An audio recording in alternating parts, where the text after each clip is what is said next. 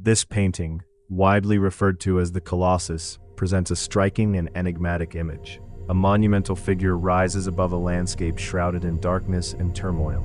The giant, rendered with muscular realism and depicted nude, dominates the entire composition. His back is turned toward the viewer, and his massive fists are clenched at his sides, introducing a sense of tension or vigilance. The sheer scale of the figure is underscored by the lower portion of the canvas, where a miniature world unfolds. Tiny human figures, animals, and wagons move across the land, dwarfed by the presence of the giant above them. The overall atmosphere is somber, with the artist employing a palette of dark, muted colors and dramatic contrasts between light and shadow. This combination of monumental form and mysterious subject matter has long intrigued viewers and scholars, prompting ongoing debates about the painting's meaning, origin, and intention. Examining the composition more closely, the artist's use of dramatic lighting becomes immediately apparent. The technique, known as Chiaroscuro, is used to great effect here. The illuminated flesh of the giant stands out starkly against the nearly black background, drawing the eye to the massive figure at the center. The light appears to emanate from the left, casting deep shadows that accentuate the muscular definition of the giant's back, shoulders, and arms.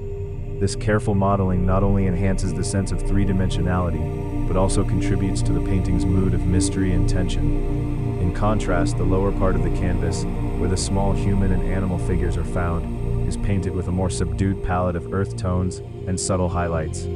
These touches of lighter color create a sense of depth and help to distinguish the miniature world from the looming presence above.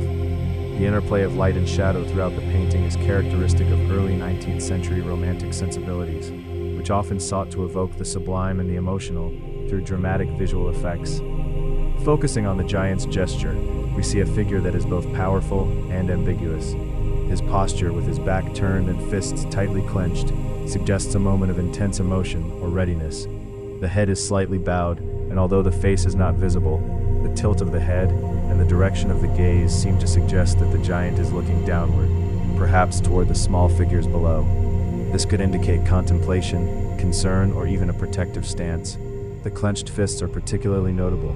They may symbolize strength, anger, or determination, but their precise meaning remains open to interpretation. Some art historians have proposed that the giant is meant to represent a mythical or allegorical figure, or the spirit of a nation under threat. The artist's careful attention to the anatomy and tension in the hands and arms reveals a deep interest in the expressive potential of the human form, a hallmark of the period's artistic experimentation. Turning to the miniature landscape at the base of the painting, we find a scene rendered with remarkable detail and delicacy. The small human figures, animals, and wagons are painted with fine brushwork, standing in contrast to the broader, more expressive strokes used for the giant and the sky. These miniature elements appear to be engaged in various activities. Some are walking, others are riding in wagons, and a few seem to be fleeing or looking upward. The landscape itself is rugged and dark, with hints of vegetation and rocky outcrops, contributing to the painting's dramatic and foreboding atmosphere. This juxtaposition of monumental and miniature scales serves to highlight the overwhelming presence of the giant, emphasizing the vulnerability and smallness of humanity in the face of larger forces. The detailed rendering of the lower scene invites viewers to consider the relationship between the individual and the collective, as well as the impact of uncontrollable events on everyday life. The painting is commonly attributed to Francisco de Goya, one of Spain's most renowned artists. Goya was active during a period of significant social and political upheaval, working at the turn of the 19th century, a time marked by the Napoleonic Wars and the Spanish Inquisition. The Colossus is believed to have been painted between 1808 and 1812, coinciding with the Peninsular War, during which Spain was invaded by Napoleonic forces. Goya's oeuvre is characterized by a deep engagement with themes of suffering, power, and the sublime, often reflecting the turmoil and uncertainty of his era. In works such as the Colossus, he employs dramatic imagery and emotional intensity to explore the psychological and societal impact of conflict. While the painting's precise origin and commission remain uncertain, its style and subject matter are consistent with Goya's broader artistic concerns during this tumultuous period. It is worth noting that, although Goya is the most widely accepted author, some scholars have raised questions about the attribution, citing differences in technique and documentation. Nevertheless, the majority of evidence supports the connection to Goya, particularly in light of his known interest in monumental and allegorical imagery. The provenance of the Colossus adds another layer of complexity to its story.